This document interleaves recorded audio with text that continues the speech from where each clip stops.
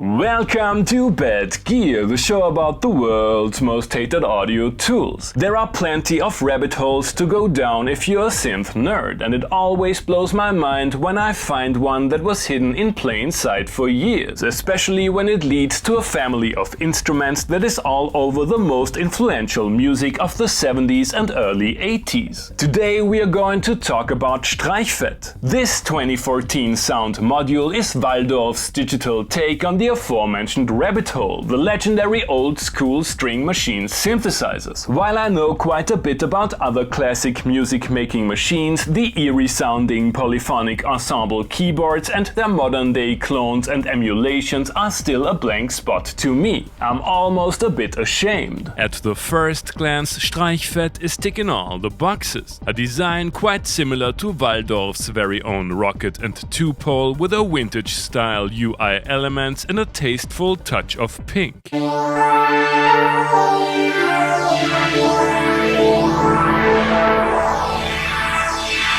Strikefat, literally spreadable fat, like butter or margarine, presumably refers to the bow stroke of, for example, a violin player, streichen, streicher, strich, and fett for fat or greasy, a name so German that it's a little irritating even to Austrians like me. Enough trivia for today. Dream on. Until around 1970, the only way to get string-like sound without having to pay for real musicians was using a mellotron, which was big, bulky, and often unreliable. All this changed when Ken Freeman designed the string symphonizer, built by Cordovox. This pioneering instrument didn't sell so well, but a few years later the Dutch company Eminent started adding string sound to their electronic organs and released the Solina string ensemble in 1974, which was sold under the ARP moniker in the US. It is, to this day, one of the most sought-after string machines. In the following years, other manufacturers designed their own takes on the subject, among them Roland, Yamaha and Korg, but also mostly Italian companies like Logan, Seal and Kruma. The technology behind string machines is simple and elegant. Most of them are, per design, fully polyphonic, as they rely on a limited number of organ-like oscillators passing through frequency dividers to generate tones lower than the actual oscillator frequency. The ensemble-like sound stems mostly from effects like chorus, phaser and reverb.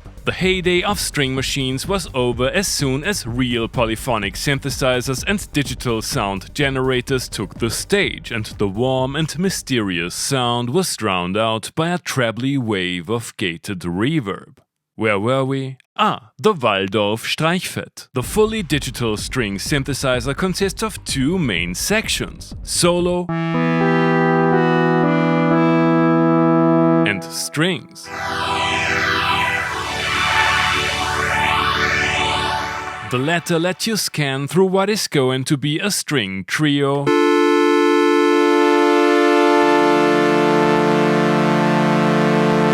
dial in brass, organ and choir flavors,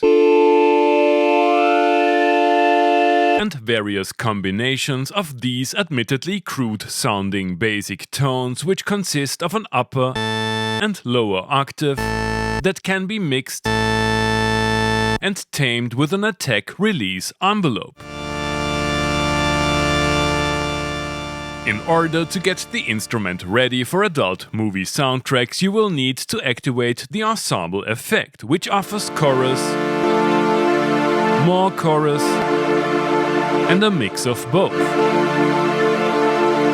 The more synth-like solo section is polyphonic too and goes from soft bass sounds to Mickey Mouse's dog, e-piano, clavinet, and synth are simple but usable and benefit from the even simpler Tremolo auto-pan effect. I appreciate the slightly more powerful envelope, which can be switched between A, D and AR, and is capable of adding a nice thump. You can either layer the two sections or use the rather primitive split functionality,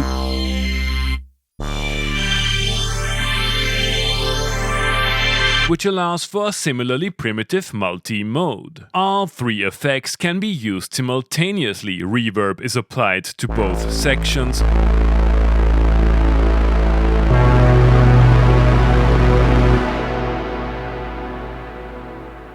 Phaser only to the strings.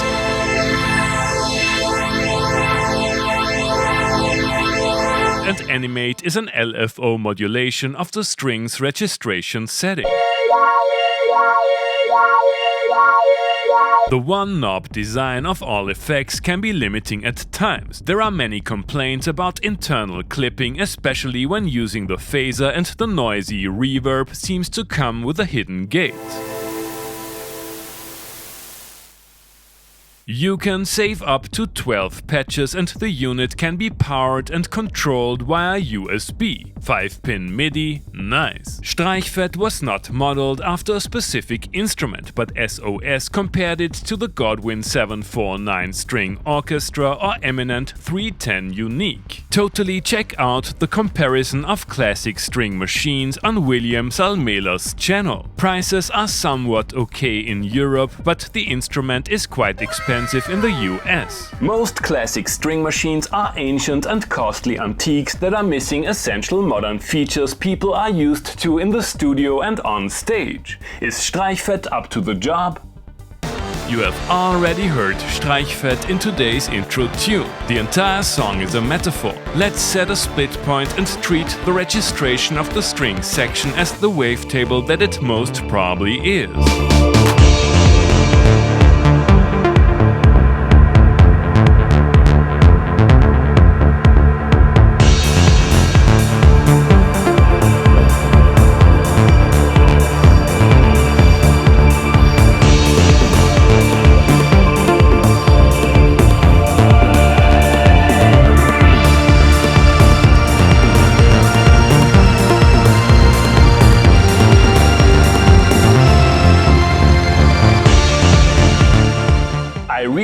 To get a two-pole too. The internal FX allow for big cinematic sound, but while I appreciate the tweakability of the Strikefat, not all registration positions are pure gold. This was definitely not a typical application for a string machine.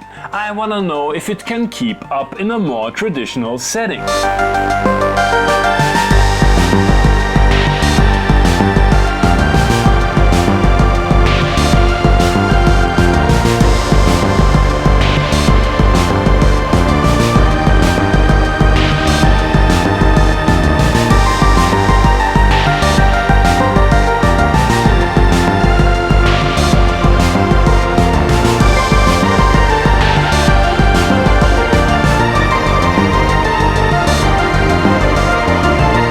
Authenticity aside, the solo section delivers usable results with noble understatement, and the bread and butter string layer works well.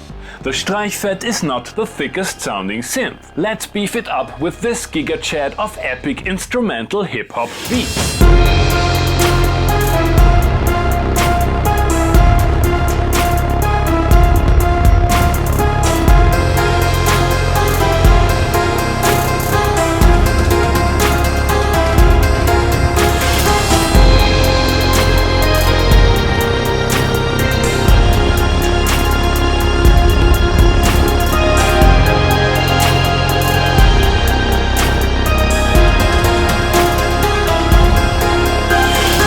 Verdict: you don't have to be a string machine connoisseur to come to the conclusion that Strikefat is not in the same league as the famous vintage originals. The tiny Waldorf is riddled with digital eccentricities and the sound doesn't offer the complexity and depth you would expect from an analog dinosaur. This isn't necessarily a deal breaker. The in-your-face sound might be useful in more modern genres, and the compact form factor and hands-on interface makes it ideal for use in a live situation. Real String Machine fans most probably already own one of the originals or are lusting for Uli's new Solina clone that was announced this week anyway. Going down synth rabbit holes is awesome, but again it opened up yet another way to spend too much money on ancient keyboards. Thanks for watching and see you next time.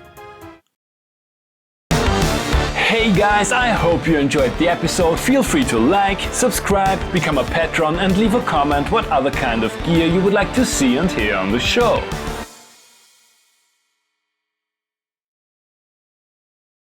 Thanks to all my patrons for supporting the channel and welcome to the monthly Vocoder Shoutouts.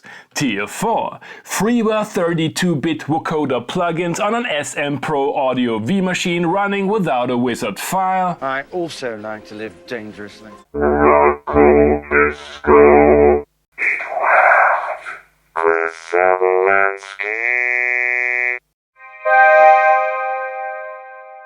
Hashtag cover only the mini maniac.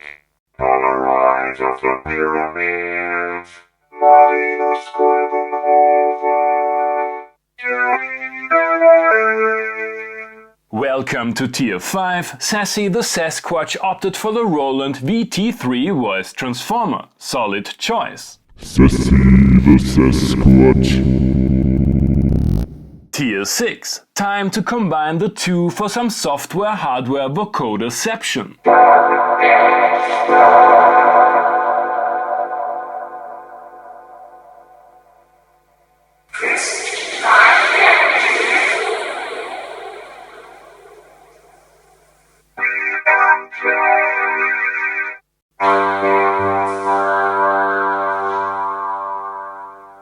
Again, thank you so much for supporting the channel. See you next month.